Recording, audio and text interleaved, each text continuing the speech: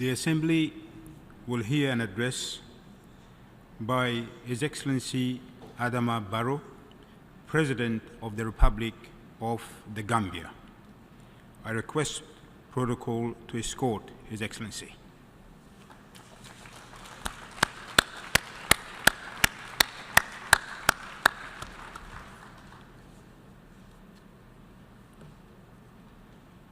On behalf of the General Assembly, I have the honor to welcome to the United Nations His Excellency Adama Barrow, President of the Republic of the Gambia,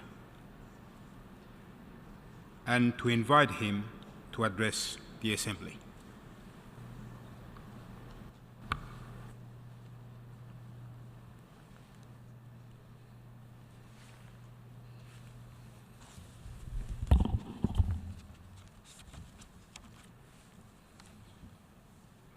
Mr. President, Mr. Secretary General, Your Majesties, Your Excellencies, Head of State and Government, distinguished ladies and gentlemen, with warm greetings to you all from the New Gambia. We thank the Almighty God for making this great gathering of global leaders possible once again this year. Allow me to formally congratulate the President of the General Assembly and the Secretary General of our organization for their leadership and commitment to the values of the United Nations.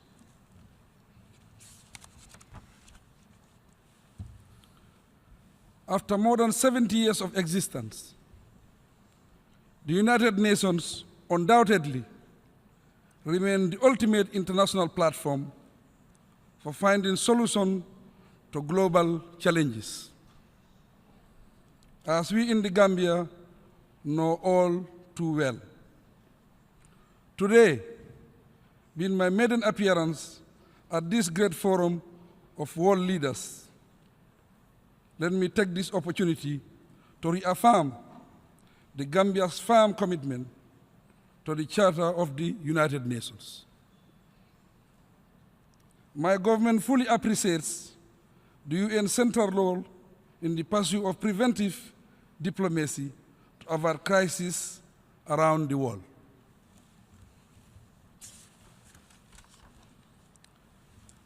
Mr. President, the recent political crisis that took place in my country created a new democratic beginning, and the experience taught us useful lessons that Gambians will not easily forget.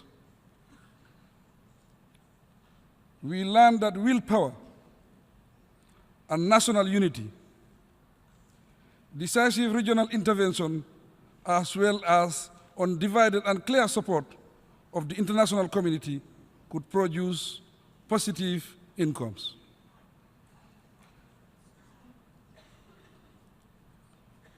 Also of importance was the coordinated international action inspired by our common values of solidarity, democracy, respect for human rights, and the rule of law, which was critical in sending the right message to the former president to respect the will of the people and live without bloodshed.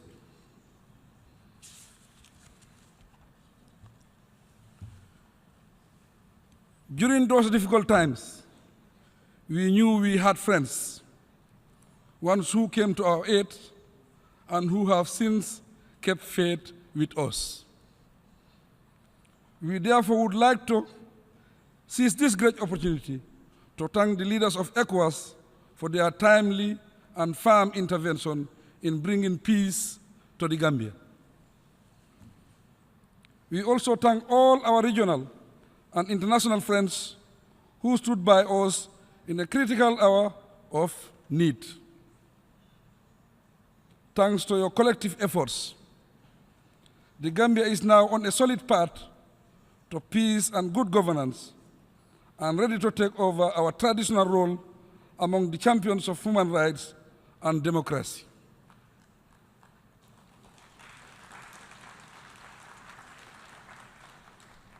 Gambia have made an irreversible choice to close a dark chapter in our history, and today our national agenda is one of reform and transformation.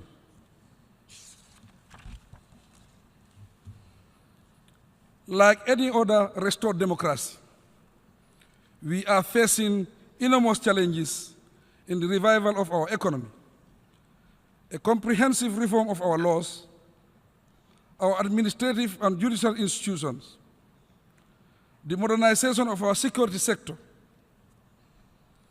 consolidation of rule of law, and human rights are part of our reform program. It is only by overcoming these challenges that we can reinforce our democratic gains, and my government is committed to delivering a new Gambia that is fit for our children to be proud of. Indeed, young people were all along at the forefront of our democratic transition, and addressing youth unemployment, which is a top priority of my government, will no doubt create enormous opportunities.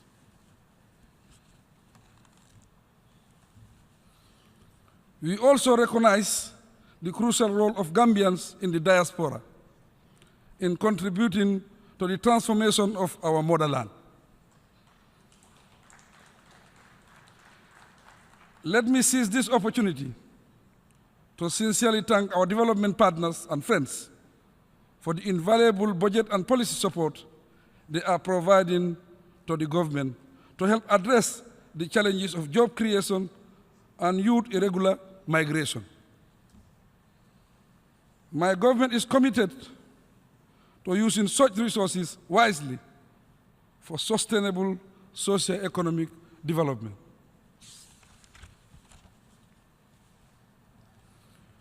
We may be a small country, but one with huge needs. As a matter of urgent priority, we have developed a national development plan in line with the transformative agenda of the new Gambia. This development blueprint is designed to put the country back on track to economic growth, prosperity, following two decades of mismanagement, corruption, widespread of human rights violation. This new plan is built on sound macroeconomic and fiscal policies that will lead to stabilize the economy and grow over the medium and long term. It has also incorporated the Sustainable Development Goal and other commitments contained in Agenda 2030 and the Paris Agreement on climate change.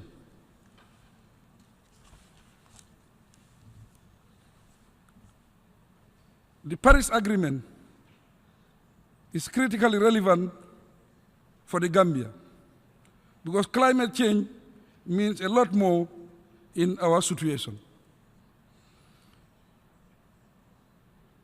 When land productivity declines and water shortage intensifies, young people from rural areas are often sent away to ease the burden on the families and to find new sources of income. These sadly explain why many young Gambians have been forced to make the long and dangerous journey to Europe. The journey is so risky that many perish at high seas and never reach their final destination. Countless others disappear into immigration detention centers or vanish in the sands of the Sahara Desert.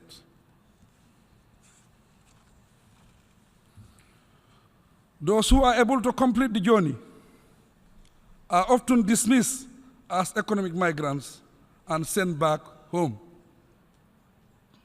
This sense of hopelessness and frustration also provide fertile ground for smugglers and extremist groups to recruit innocent youths into criminal underworld. Young people do not deserve this experience. They deserve the chance to enjoy a safe and prosperous future at home, creating new employment opportunities that provide young people with sustainable incomes and connect them to a revitalized land, health and productivity environment is an investment in the future of the nation. This is a key priority in our national development plan. Over the last decade, we lost many of our friends and development partners through wrong policy choices. But since the restoration of democracy and good governance, many of our long-standing partners are all coming back to work with us. We are in the process of rejoining the Commonwealth and the International Criminal Court. We are also committed to be part of the African peer review mechanism. We are finalizing plans for a roundtable donors conference to mobilize resources for the long-term development of the country. Your continued support, solidarity, and partnership will be critical to the success of that conference. Although the Gambia did not go through armed conflict, the political crisis that we experienced came as a result of decades of bad governance, weak state institutions, rule of fear, and growing intolerance. We were on the brink of political violence and armed conflict. We therefore express our deep appreciation to the United Nations Office for West Africa, the United Nations Peacebuilding Commission, and the Peacebuilding Support Office for the initial critical support that they have rendered to my country.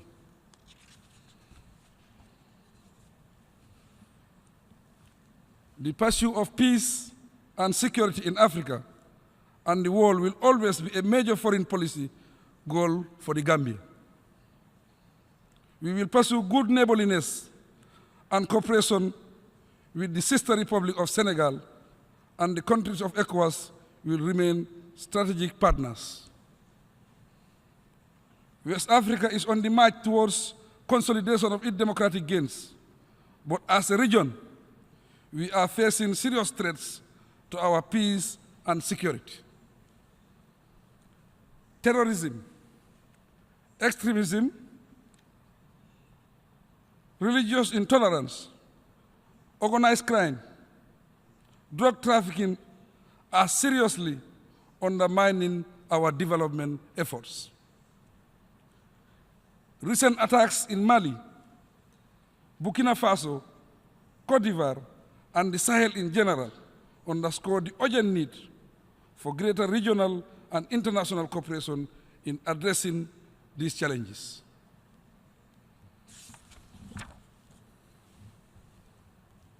The indifference, the injustices, and indignities in isolated part of the world create real threats to global peace, prosperity, and democracy.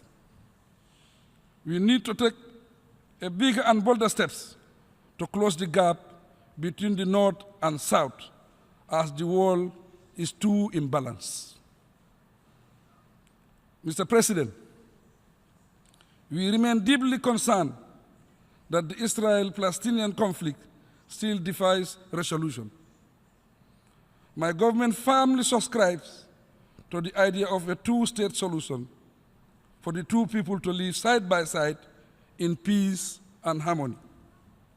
We therefore call on the UN Secretary General to vigorously pursue this formula in the interest of lasting peace. Your continued support in the areas of transitional justice and security sector reform will certainly go a long way towards entrenching peace, justice, and democracy in the Gambia. Mr. President, there is neither a shortage of ideas nor that of resources to fix the major problems facing the human race. What has always been scarce is the political will. And unless adequate resources are invested, the pace of development will remain slow and minimal impact achieved.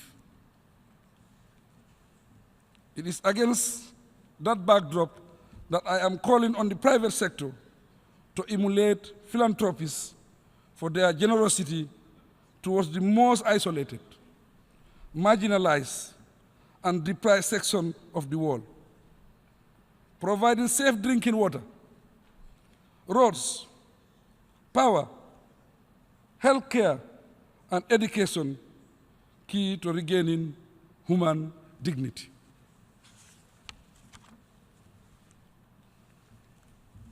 In our foreign policy, as part of our historic friendship, we fully recognize the One China policy.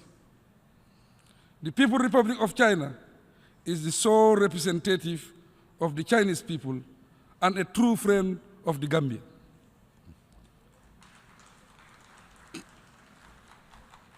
Our two countries continue to strengthen cooperation on the basis of a win-win approach built on mutual trust, respect within the framework of Forum for China-Africa Cooperation.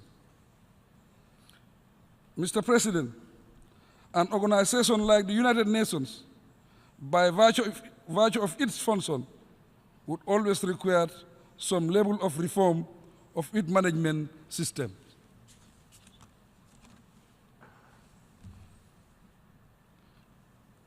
The intergovernmental character of the mandate entrusted to the Secretariat required the existence of trust and accountability between member states and the Secretariat.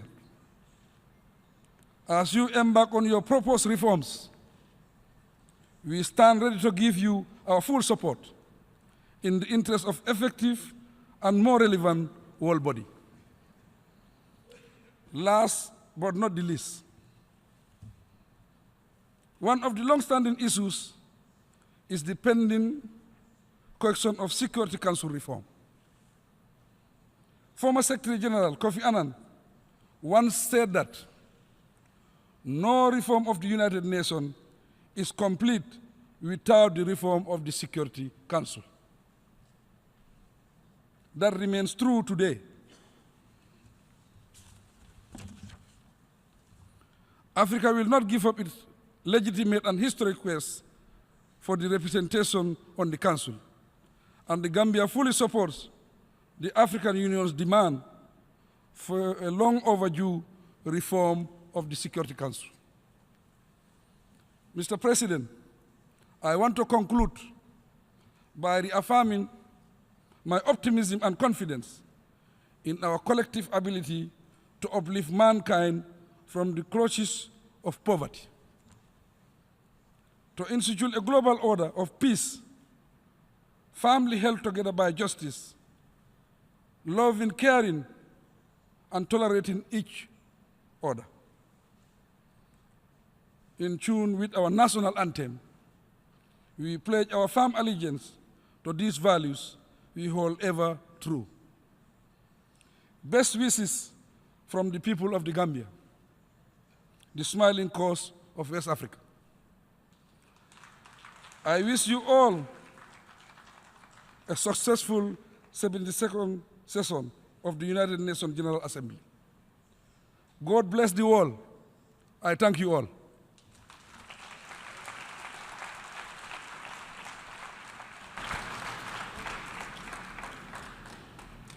On behalf of the General Assembly, I wish to thank the President of the Republic of the Gambia. May I request representatives to remain seated while we greet the Head of State.